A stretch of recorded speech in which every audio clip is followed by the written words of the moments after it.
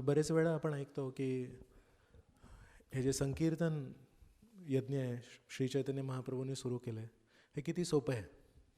आणि वाचतो, ऐकतो, सिम्पल, एकदम सोपं आहे. तर ते कोणाला सोपं आहे? ज्यांनी इतर यज्ञ बघितले आहेत किंवा केले आहेत, मग त्याला कळतं अरे हे बाकीचे यज्ञ करायला किती तयारी लागते. मग त्याच्या हिशोबाने संकीर्तन यज्ञ तर खूप सोपं आहे, जप करणं खूप सोपं आहे. पण इथे बसलेल्या बऱ्याच लोकांमध्ये असं मी प्रपोज करतोय की आपण इतर बरेच जे यज्ञ दिले आहेत वेदांमध्ये ते आपण केले आहेत का? काल चर्चा झाली होती पृथू महाराजांच्या यज्ञाची, त्याच्यासाठी बरीच तयारी होती. काल आपण राजसूय यज्ञाची चर्चा केली. राजसूय यज्ञासाठी जसं काल मी म्हटलं की सर्व राजांनी अधिपत्य स्वीकारायला लागतं. म्हणजे 1 वर्ष भीम उत्तर दिशेला, अर्जुन पूर्व दिशेला, नकुल दक्षिण दिशेला आणि सहदेव हे पश्चिम दिशेला, हे 4ही दिशांना हे 4 भाऊ गेले आणि प्रत्येक राजाला सामोरे गेले आणि म्हणाले युधिष्ठिर महाराजांना स्वीकार करताय का आपण? तर ज्यांनी हो म्हटलं त्याला मग, आणि ज्यांनी हो नाही म्हटलं त्यांच्याशी युद्ध केलं. आणि असं प्रत्येक या 4 दिशांमध्ये प्रत्येक राजाला हरवून त्याच्याकडून कबुली घेऊन मग हे लोक परत आले आणि तेव्हा राजसूय यज्ञ सुरू झालं. ही प्री कंडिशन आहे राजसूय यज्ञासाठी. मग किती बलवान असायला पाहिजे. त्याच्यानंतर मग 6 यज्ञकुंड होते मोठे मोठे, मग त्याच्यासाठी अजून तयारी. तर हे 6 यज्ञकुंड करायचे, त्याच्यामध्ये आहुती टाकायला तूप, दूध आणि इतर जे पदार्थ आहेत ते सगळे गोळा करायचे. रामायणात पुत्रकामेष्टी यज्ञ केलं दशरथ महाराजांनी, त्यांना पुत्र होत नव्हतं. तर त्याच्यासाठी एका घोड्याला त्यांनी असं मोकळं सोडलं. त्यांनी राजसूय यज्ञ पूर्ण विश्वाचा नाही केला, पण तो घोडा जिथे जिथे जाईल त्या त्या राज्यामध्ये त्या घोड्याच्या पाठीमागे दशरथ महाराजांनी 400 खूप चांगले योद्धा पाठवले. त्यांचे जे असे चीफ लोक होते आर्मीमध्ये, 400 लोकांना पाठवलं. आणि त्या 400 लोकांनी मग प्रत्येक राजाला जाऊन चॅलेंज केलं की दशरथ महाराजांना करायचं, स्वीकार करतोस का म्हणून. तर विचार करा, ही प्री कंडिशन आहे. यज्ञ सुरू व्हायच्या आधी ही एक गोष्ट आहे. तर 1 वर्ष तो घोडा जो आहे दशरथ महाराजांचा, तो जिथे जिथे फिरला तिथे या 400 लोकांनी युद्ध केलं आणि मग नंतर परत आले 1 वर्षाने. असे पृथू महाराजांच्या यज्ञामध्ये जेव्हा काल मी म्हटलं की पृथू महाराज मारणार होते ब्रह्माजींनी थांबवलं, तेव्हा त्या यज्ञकुंडातले जे ब्राह्मण होते, जे यज्ञ करत होते, त्यांना थांबवलं पृथू महाराजांना. त्यांनी का थांबवलं माहिती आहे? त्यांनी ब्रह्माजींचं कारण नाही दिलं. काल ब्रह्माजींनी कारण दिलं होतं की नका करू, पण त्या ब्राह्मणांनी सांगितलं तुम्ही नका मारू इंद्राला. का? कारण हे पवित्र स्थान आहे जिथे आपण यज्ञ करतोय. तर इथे जर रक्तपात झाला तर हे पूर्ण दूषित होईल, परत आपल्याला यज्ञ करायला लागेल. तर सगळी ही जशी तयारी आहे, ही तयारी केल्यानंतर मग ते यज्ञ कोण क्वालिफाईड ब्राह्मण, योग्य ब्राह्मणांना गोळा करायचं, सगळी सामग्री गोळा करायची. आणि ते सगळं करताना समजा काही चूक झाली छोटीशी, जर रक्त पडलं कोणाचं, तर परत ते सगळं नाश परत करायचं. आता आपल्याला मग कळतं की अरे हां, बहुतेक संकीर्तन यज्ञ सोपं आहे. कारण कलियुगामध्ये यज्ञ होत आहेत कुठे? तर यज्ञ ही कन्सेप्ट जी आहे ही समजायला बरेच स्तर आहेत, डिफरंट लेवल्स. सगळ्यात सोपं म्हणजे की अग्निहोत्र, यज्ञकुंड आहे, आग आहे, विष्णूचं प्रतीक आहे आणि त्याच्यामध्ये आपण टाकतोय. काही लोकांनी आपल्या जीवनालाच यज्ञ बनवलंय. तर यज्ञाचे पण बरेच स्तर आहेत, पण सिंपल अग्निहोत्र यज्ञ. आमच्या मंदिरात आता हे पुत्रकामेष्टी यज्ञ आणि राजसूय यज्ञ हे तर होत नाही इस्कॉनमध्ये. पण इस्कॉनमध्ये मग दीक्षाचा यज्ञ होतो, जेव्हा दीक्षा होते भक्तांची तेव्हा. तर त्याच्यासाठी पण मंदिरात 1 आठवड्या आधीपासून तयारी सुरू होते, कारण एवढी लोक असतात त्यांच्यासाठी ते सगळं छोटे. आणि किती सिंपल यज्ञ येतो. तुम्ही अटेंड केलाय का दीक्षाचा यज्ञ? फक्त पूर्ण मंगलाचरण गातात ते, ओम अज्ञान तिमिरांधस्य पासून हरे कृष्णपर्यंत. किती वेळ लागतो त्याला? अर्धा तास लागतो. त्या अर्ध्या तासाच्या यज्ञासाठी 1 आठवड्यापासून तयारी सुरू होते. आणि सगळ्यात सिंपल यज्ञ आहे वैष्णव होम ज्याला म्हणतात. तर पुणे मंदिराची जेव्हा सुरुवात होत होती तेव्हा तिथे एक सुदर्शन यज्ञ केला होता. 2 दिवस चालू होता तो. होते तुम्ही आठवतं तुम्हाला? 2 दिवस सुदर्शन यज्ञ चालू होता तो. तर ते 2 दिवसाच्या सुदर्शन यज्ञासाठी किती तयारी केली असेल विचार करा. तर मी हे तुम्हाला का सांगतोय, कारण आपण वाचतो आणि अच्छा संकीर्तन यज्ञ सोपं आहे, अच्छा ठीक आहे सोपं आहे, मग आपल्याला ते कळत नाही की ॲक्च्युली ते खरं सोपं आहे की नाही. तेच भगवंत आपल्याला हरिनामाच्या रूपात उपलब्ध आहेत. जे भगवंत एवढी सगळी तयारी करून त्या अग्नीच्या रूपात सामोरे यायचे आपल्या भक्तांच्या, तेच भगवंत आपल्याला हरिनामाच्या रूपात आहेत. तेच भगवंत ते यज्ञकुंडात जे आहे ते आपल्या या बीड बॅगमध्ये आपल्याला उपलब्ध करून देतात. बरं, एवढी सगळी तयारी केली, खात्री नाहीये की भगवंत येतील. ही काय अशी केमिकल रिॲक्शन नाही आहे. Chemical A plus chemical B, temperature आणि you will get chemical C. हे सगळे आपले प्रयत्न आहेत, पण भगवंत स्वच्छंद आहेत, भगवंत स्वराट आहेत. तर कधी कधी असंही होतं की जर व्यक्ती जो यज्ञ करतोय त्याची जर वृत्ती चांगली नसेल तो भगवंत येणारच नाही. तर 5व्या स्कंदामध्ये एक ऋषभदेव त्यांचे वडील होते नाभी महाराज.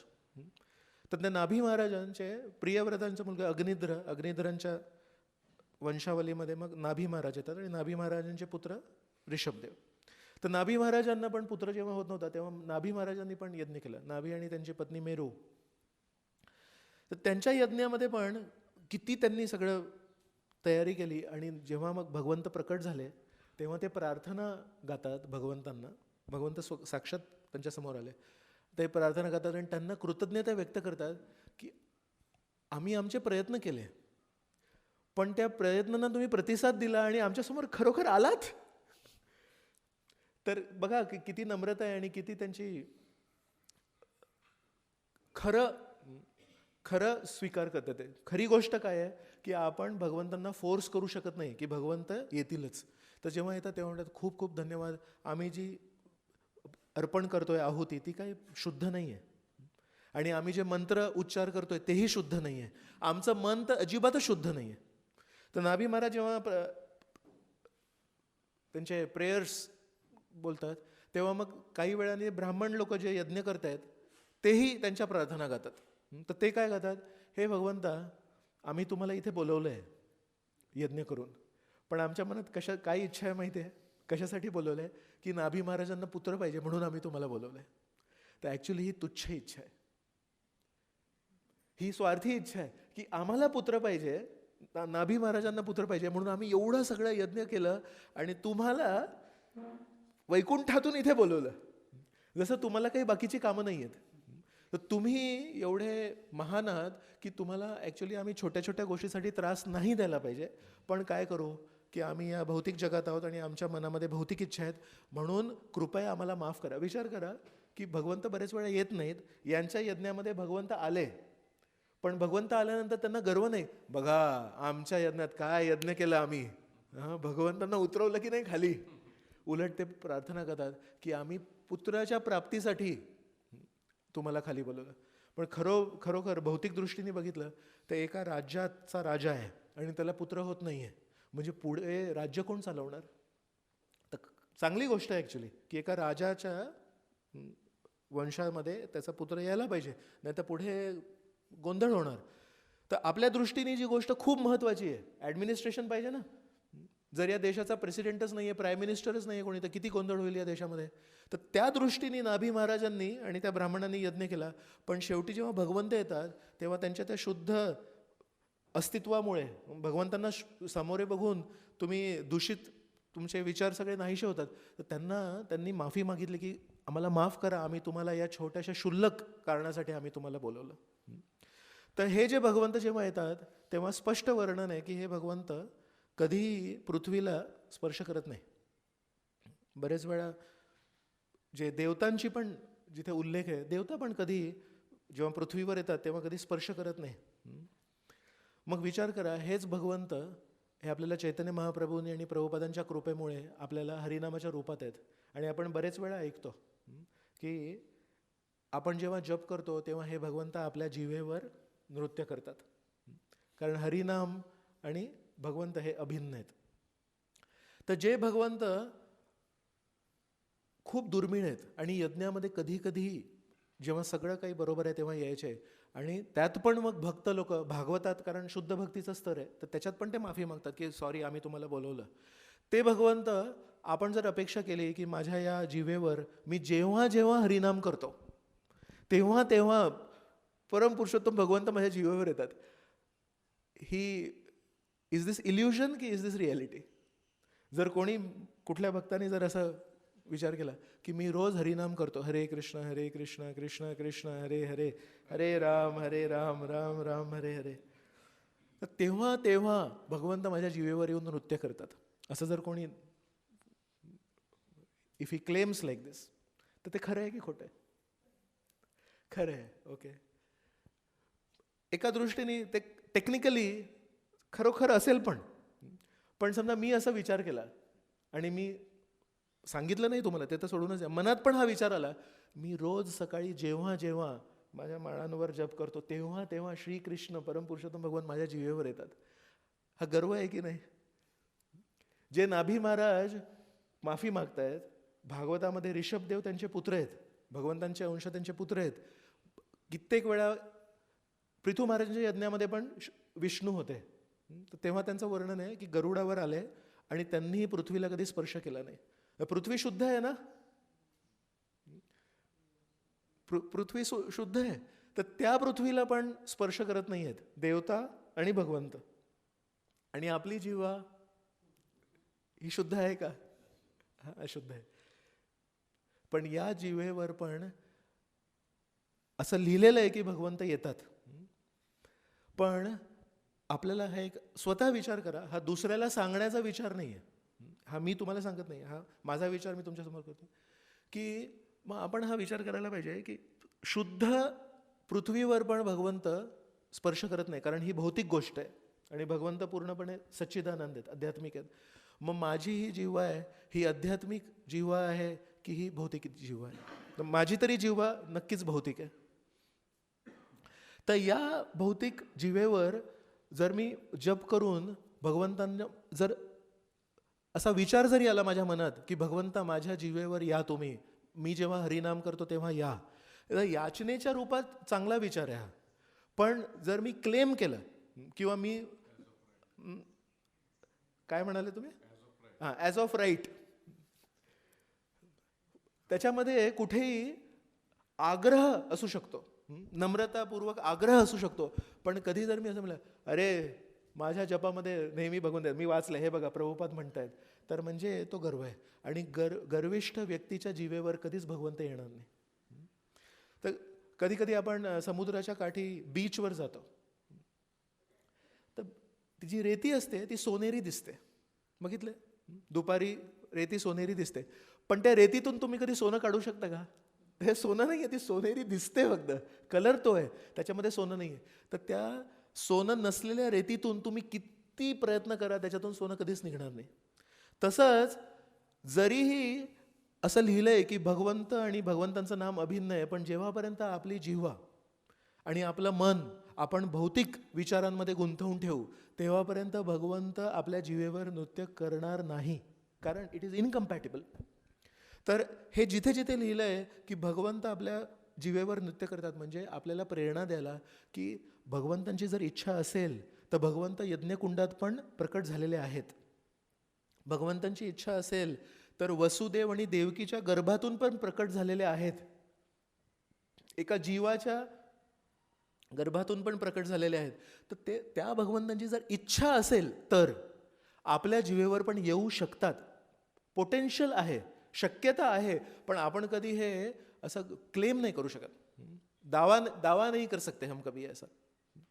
मग जर आपल्याला खरोखर इच्छा असेल की भगवंतांनी माझ्या जीवेवर प्रकट व्हावं, मला पण थोडं शुद्ध करावं, तर त्याच्यासाठी आपल्याला काय करायला लागेल?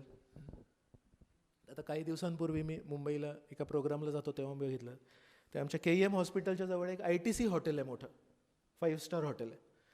तर मी जाता जाता एक आश्चर्याची गोष्ट बघितली की त्याचा एक मेन एंट्रन्स आहे त्या 5 स्टार हॉटेलचा, आणि मग सगळे जे गेस्ट किंवा जे त्यांचे कस्टमर्स आहेत ते सगळे त्या मेन एंट्रन्सनी येतात आणि मग तिथे असं मोठं चांगलं गार्डन वगैरे आहे. मग तिथे त्यांचं गाड्यांची चेकिंग वगैरे होते आणि मग नंतर ते आतमध्ये रेस्टॉरंट किंवा हॉटेलमध्ये जातात.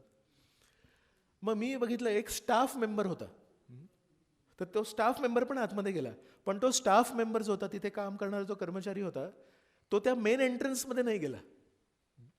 तर तो असं बाजूला गेला आणि असं मागच्या बाजूला कुठेतरी एक दरवाजा होता. तो स्टाफसाठी एक वेगळा दरवाजा होता. असं आहे का कुठे तुम्ही बघितलंय असं? जर मोठी फॅक्टरी किंवा मोठं असेल तर कस्टमरसाठी एक वेगळं असतं. किंवा एक मॉल असेल समजा, मॉलमध्ये पण बघितलंय की मेन एंट्रन्स जो असतो तो खूप आकर्षक असतो लोकांना येण्यासाठी, खरेदी करण्यासाठी. पण त्या मॉलमध्ये जे काम करणारे कर्मचारी आहेत त्यांच्यासाठी वेगळा एंट्रन्स असतो, एक सर्व्हिस एंट्रन्स असतो. तर त्या सर्व्हिस एंट्रन्सला मी बघितलं, इथे या मेन एंट्रन्सला हा 5 स्टार हॉटेल आहे त्याच्यामुळे तिथे खूप सिक्युरिटी होती आणि सगळे सिक्युरिटी गार्ड वगैरे सगळी तिथे व्यवस्था होती. आणि ते जे सर्व्हिस एंट्रन्स होता कर्मचाऱ्यांच्या एंट्रन्ससाठी, तिथे एकच सिक्युरिटी गार्ड होता. का? कारण ते त्यांचेच लोक आहेत.